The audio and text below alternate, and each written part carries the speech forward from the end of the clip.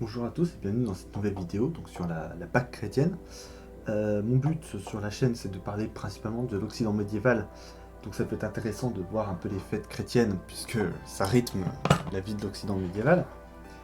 Donc Pâques, pourquoi Pâques? Parce qu'on est à la Semaine Sainte et c'est aussi la fête la plus importante du christianisme. Donc ça s'inscrit d'abord dans un temps liturgique qui est organisé en plusieurs parties, donc ça c'est la roulette, donc c'est sur tout le temps, hein, c'est toute l'année.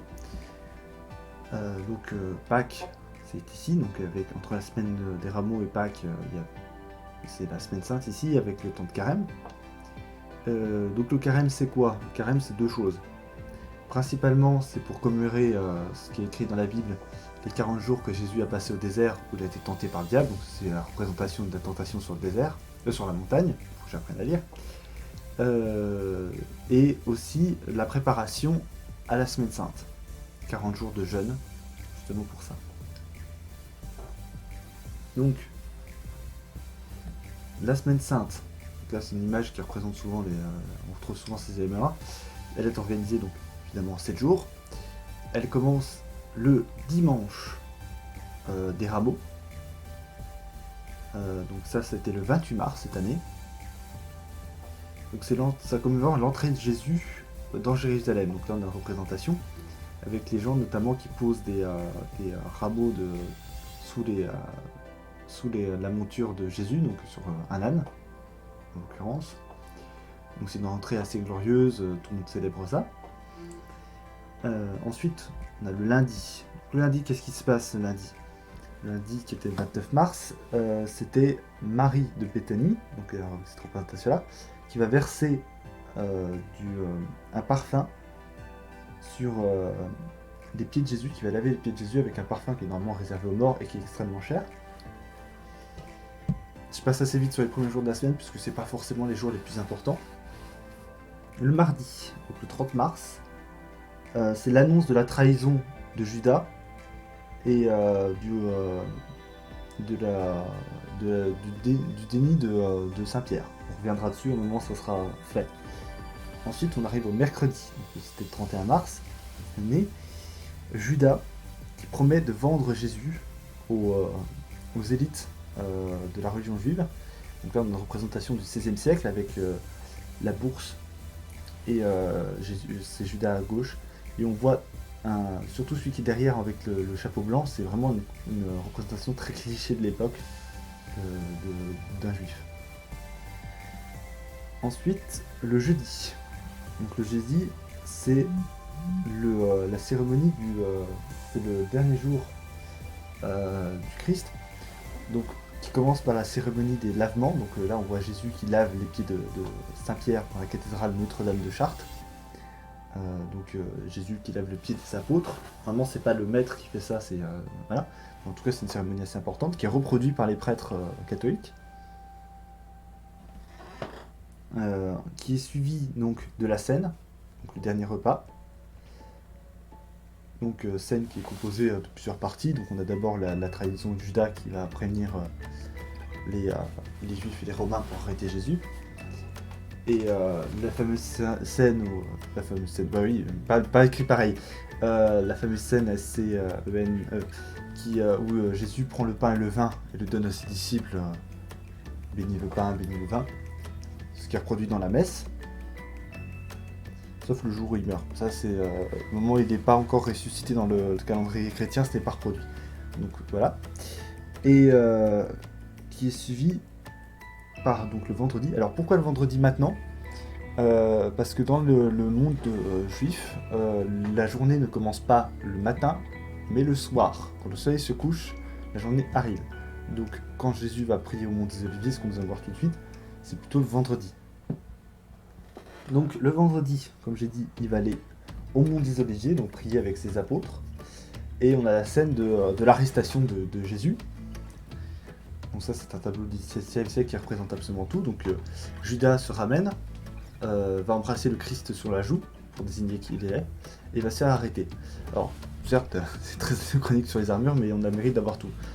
Donc qu'est-ce qui se passe? On a la scène où il y a Pierre, donc à droite, en bas à droite, qui frappe avec son épée un soldat romain qui s'appelle Marius. Donc il lui arrache l'oreille, donc ça va tirer à théorie de glaive, donc on verra sûrement dans une vidéo, mais pas ici. Que Jésus soigne en lui remettant l'oreille, donc on voit un peu au-dessus. Et parce que Jésus ne veut pas que le glaive physique serve. Donc on a l'arrestation du Christ qui se fait emmener devant les élites. Et à ce moment-là, on va voir le reniement de Saint-Pierre, qui renie par 3 fois le Christ. Et donc là, on a un tableau du 6e siècle qui représente Saint-Pierre à droite qui renie le Christ. Au moment où le Christ est arrêté, on nous dit « Ah, t'étais pas avec le mec qui s'est fait arrêter ?» Non, non, non, non. Donc c'est ça le reniement de Saint-Pierre. Et donc on va voir aussi Judas qui va aller se pendre. Donc il va aller prendre les 30 deniers, il va les jeter dans le temple et il va aller se pendre. Donc ça c'est une représentation du 13e siècle sur l'église de Val de Merci. Voilà. Et ensuite, on va avoir la condamnation du Christ. Donc qui se fait... donc les juifs le considèrent que c'est... les élites juives considèrent qu'il est... hérétique, je dois dire, mais c'est pas tout à fait le bon mot, qu'il est coupable, parce qu'il se dit fils de Dieu, prophète, ou ce genre de choses. Et donc comme c'est sous consulat romain, enfin c'est comme c'est une terre romaine, la Judée à ce moment-là, on l'amène devant donc Ponce Pilate, qui doit juger pour pouvoir le condamner à mort, et ils doivent passer devant Ponce Pilate pour pouvoir le condamner à mort, sinon ils n'ont pas le droit. Ponce Pilate qui leur dit de faire un peu comme ils veulent, parce qu'il peut pas vraiment... voilà, c'est un moment compliqué. Et il y a l'épisode où il va demander pour Pâques, justement, qui le peuple juif veut libérer dans les prisonniers, parce que c'était la tradition. Et ils vont choisir un certain Barablas, je vais y arriver, qui est un criminel notoire. Hein. Et donc on va aboutir à la crucifixion du Christ. Donc qu'est-ce qui se passe pour la crucifixion du Christ? Déjà il est battu, on se moque de lui, on lui met une couronne sur la tête d'épines. Et il va faire son chemin de croix, donc qui se décompose en plusieurs parties. Donc toujours présenté dans les églises, vous verrez toujours des petits panneaux avec soit des chiffres, soit des petites représentations comme il y a à l'écran là, qui représentent les différentes étapes. Donc il va aller traîner sa croix, ce que je faisais bien chez Romain, la crucifixion. Il va traîner sa croix jusqu'au mont Calversus. Ça c'est le mot en latin qui a donné le mot calvaire, mont Golgotha. Et il va être aidé notamment par un certain Simon de Cyrène, qui va l'aider à porter sa croix, hein, qu'on voit représenter ici, on le voit. Parce qu'il y a trop de mal, et donc il est amené sur ce mont-là, il est crucifié. Donc on le met sur la croix, on plante des petits coups, avec le panneau INRI, hein. Donc ça c'est dans la tradition chrétienne, il serait crucifié avec un panneau qui dit Jesus Masererus Rex Judearum. Donc c'est Jésus de Nazareth, roi des Juifs. Donc ça c'est la formule qu'on trouve dans l'évangile selon Saint Jean. Si les autres trouvent des autres formules, par exemple Jésus roi des Juifs tout simplement, donc en plusieurs langues. Donc au moment de la crucifixion, il y a différentes choses qui sont écrites. Donc on voit d'abord qu'il est crucifié avec 2 autres personnes, le bon et le mauvais larron. Donc le bon il est à droite, le mauvais il est à gauche. L'un qui sauve, l'autre qui ne sauve pas. Et on voit aussi ici Longinus, le soldat romain qui va percer Jésus. Pourquoi il perce Jésus? Parce qu'on est un vendredi, que le soleil commence à se coucher. Donc ça va être le samedi, et le samedi c'est Shabbat. On ne travaille pas le jour du Shabbat, donc faut que ça aille plus vite au niveau de l'exécution. Donc on vérifie si Jésus est encore en vie ou pas. Donc dans la Bible on dit qu'il y a du sang et de l'eau qui coulent de la plaie. On partage ses vêtements, donc là on a la représentation en bas où des soldats romains se partagent son vêtement. Parce que normalement il est juste comme les autres, hein. Il n'y a pas sa représentation, il est représenté avec un grand vêtement, mais normalement il est juste avec un pagne.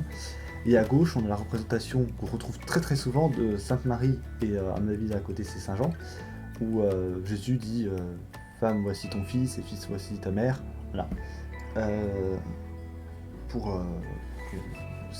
On les voit souvent représentés autour de la croix de Jésus. Enfin, attention. Et donc Jésus est crucifié, meurt sur la croix, et avec les 2 larrons.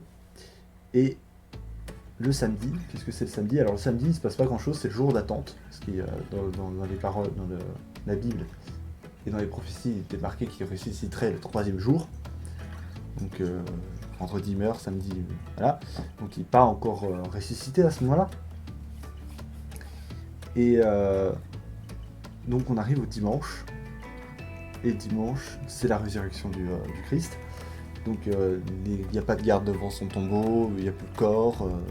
Il y a des femmes qui viennent notamment Marie qui vient voir le corps pour faire les traitements et ce genre de choses comme on fait à mort.